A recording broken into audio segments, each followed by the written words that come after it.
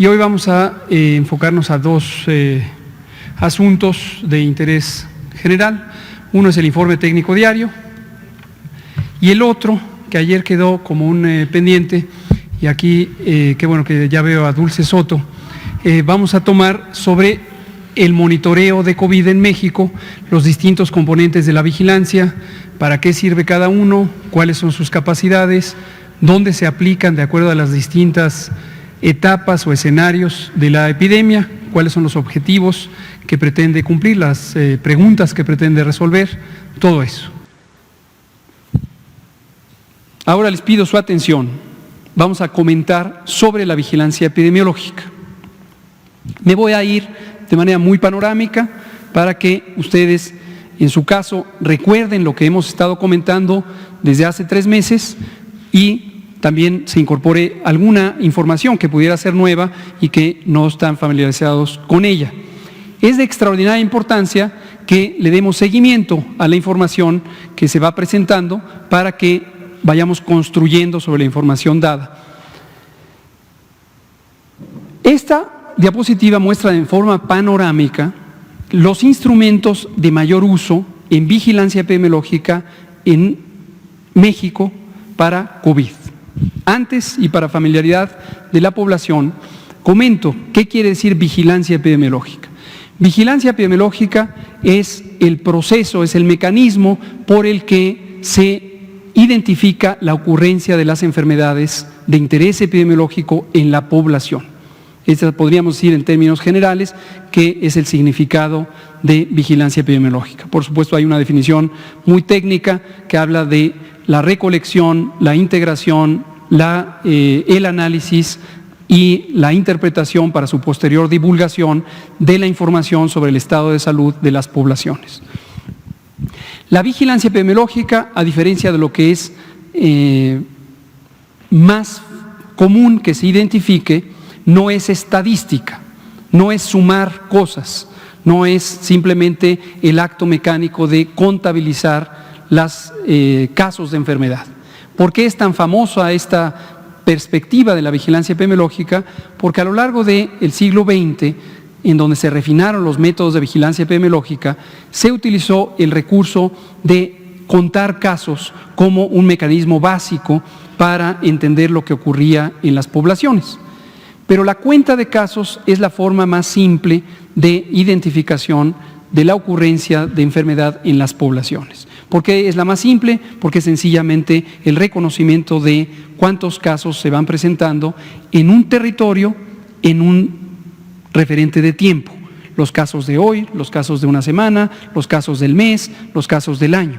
En una entidad federativa, en una región, en un país, en un continente, en todo el mundo. Y, como le prometí a Dulce, pero supusimos que era de interés de todo. ¿Usted, Dulce, de qué medio es? De Reforma. Dulce Soto es de Reforma. Entonces, interpretamos que Reforma está específicamente interesado en la vigilancia centinela. Creo que es útil que Reforma ahora sepa que esto es más amplio, pero... ¿Manda usted? Que es de hace 2 semanas esa cifra. No. La semana epidemiológica 12. Ahorita le explico. Miren, esta tabla es para explicarles la dinámica, pero como he dicho, y lo dijimos con antelación a la fase 3, el modelo centinela no es el elemento principal en este momento para el objetivo de la fase 3. Lo dijimos con antelación. Cuando entremos a fase 3, olvídense de la vigilancia centinela, seguirá operando ahí en el fondo, pero ya no es procedente el uso de la vigilancia centinela como elemento principal de información para lo que interesa monitorear en la fase 3. Hay muchas razones técnicas, les comento 2. Una es la velocidad de ocurrencia de los casos y la cantidad de los casos es notablemente mayor en la fase 3 que en la fase 2. Esa es una razón. Y obviamente, como señala Mauricio, los tiempos de procesamiento de creo que ya le volví a cambiar de nombre a Mauricio, perdón. Alejandro. Los tiempos de procesamiento dependen de la vigilancia generalizada en las 26,000 unidades que tienen cortes semanales con entrega de resultados por parte de los estados una semana después. No resulta práctico monitorear una fase 3 utilizando esto. Y lo segundo es que las unidades, estas 475, no pueden dar suficiente resolución estadística para las entidades federativas, pues son muy poquitas. Son útiles para el panorama nacional, pero no para cada entidad federativa en particular. Y cada entidad federativa necesita tener información de la ocurrencia de lo que ocurre en fase 3. Entonces, que quede claro, esto dijimos cuando entremos a fase 3, el que le quiera seguir viendo, que lo vea, no pasa nada, pero no es nuestro elemento principal de trabajo. Les reexplico lo que comentamos hace algunas semanas. En ese momento me parece que íbamos en la 12, cuando lo explicamos el 8 de abril. Fíjense ustedes, primera columna, el tiempo por semanas epidemiológicas. Segunda columna, los casos de infección respiratoria aguda, neumonía e influenza, casos clínicos en las unidades de salud monitoras de enfermedad respiratoria, las 475, aquí están. Y tenemos, si sumamos todo esto, 588,000 notificaciones de esto en las USMER. Cada semana tiene su propia cantidad. Luego tenemos en esas mismas unidades, de estas, algunas presentan la definición operacional de enfermedad tipo influenza para los casos leves. Enfermedad tipo influenza es indistinguible del síndrome clínico de COVID. Es una definición casi idéntica. IRAG es infección respiratoria aguda grave y es indistinguible de la neumonía o neumonitis que ocurre en COVID. Y aquí está. Este es un subconjunto de este. Por lo tanto, este porcentaje resulta de dividir esto entre esto, para cada una de las semanas. ¿Qué nos da? La proporción, o por se medida aquí en porcentaje, de ETI-IRAG respecto al total de estas infecciones respiratorias genéricas. Solamente en 475 unidades de salud monitoras de influenza. Quedan 5 minutos, entonces quizá no va a dar tiempo de preguntas, pero las guardan para mañana. Aquí tenemos ahora en esto, tenemos los casos positivos a COVID en esas mismas unidades. Es decir, de estos se les hizo diagnóstico y encontramos estos positivos, diagnóstico por laboratorio. Vean ustedes que aquí es 0. Todavía no llegaba SARS-CoV-2 a México. Luego tenemos cuántas muestras se procesaron válidamente para llegar a este número. ¿Sí? O sea, para llegar a estos resultados positivos se procesó esta cantidad de muestras. Si yo divido esto entre esto, me da un porcentaje que es índice de positividad en la USMER. Pero de aquí para allá sigue siendo 475 unidades de salud monitoras de enfermedad respiratoria. Ahora pongan atención en estas dos columnas. Estos son 26,000 unidades. 26,000 unidades, más de 26,000. Y es lo que se registra con otro mecanismo de vigilancia epidemiológica muy antiguo, que es la notificación semanal de casos de lo mismo, infecciones respiratorias agudas, neumonías y flu. Y hay, fíjense ustedes, 7,999,354 en 26,000 unidades. Con este número, yo le aplico el porcentaje, los porcentajes que ahí saqué y tengo los estimados ETI-IRAG nacionales en todas las unidades de salud.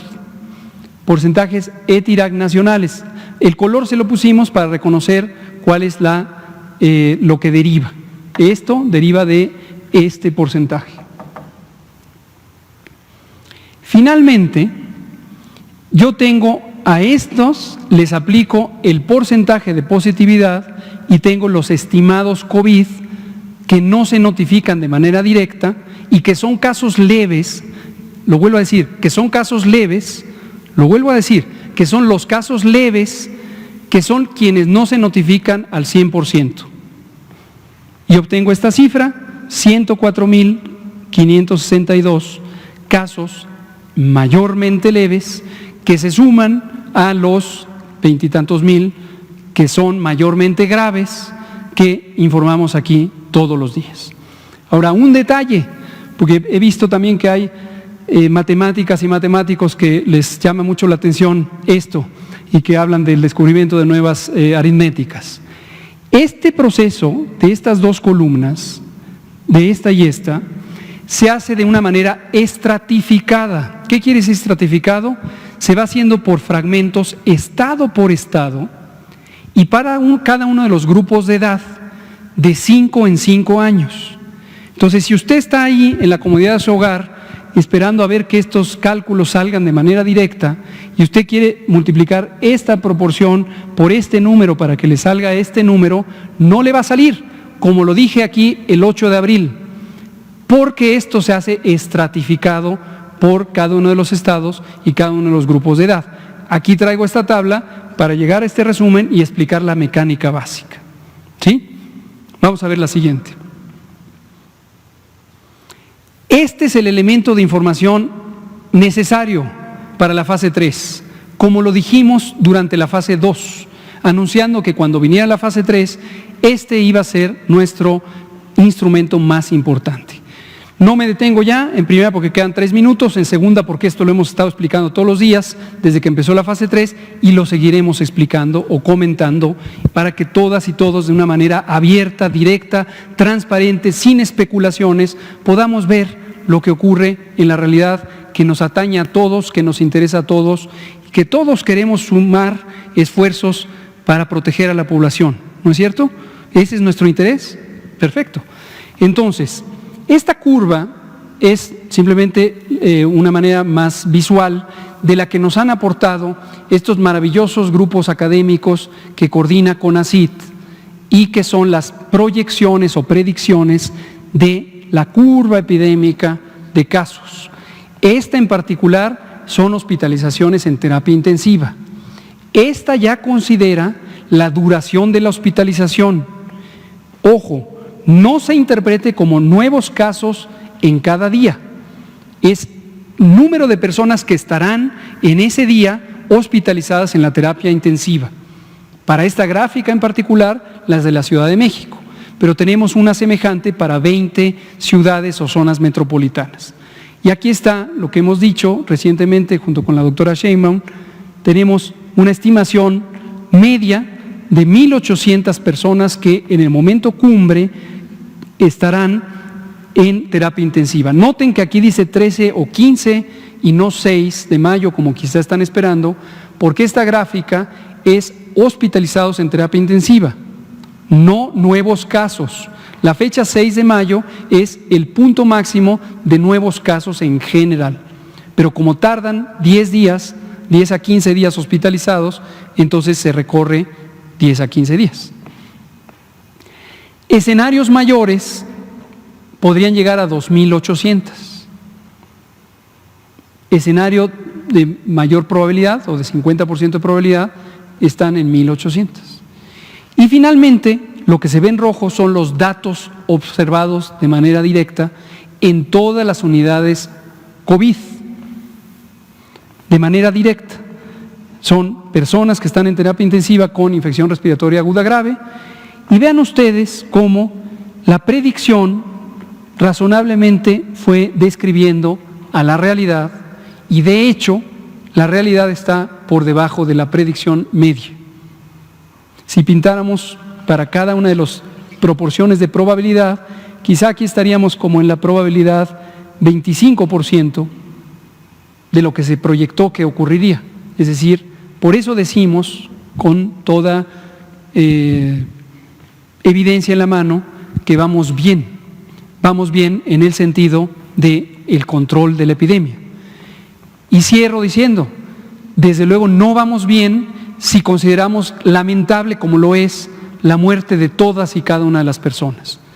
Pero cuando consideramos lo que hubiera pasado si no se hubieran hecho las medidas oportunamente, pues definitivamente vamos bien, porque están muriendo menos personas, aunque lamentamos profundamente la muerte de todas y cada una de las personas. Se nos acabó el tiempo, apunten sus preguntas, espero que Dulce haya recibido respuesta a lo que preguntó ayer. A usted nuevamente la dejamos sin la oportunidad de preguntar, pero mañana nos veremos aquí a las 7 de la noche y seguiremos comentando todo esto. Muchas gracias.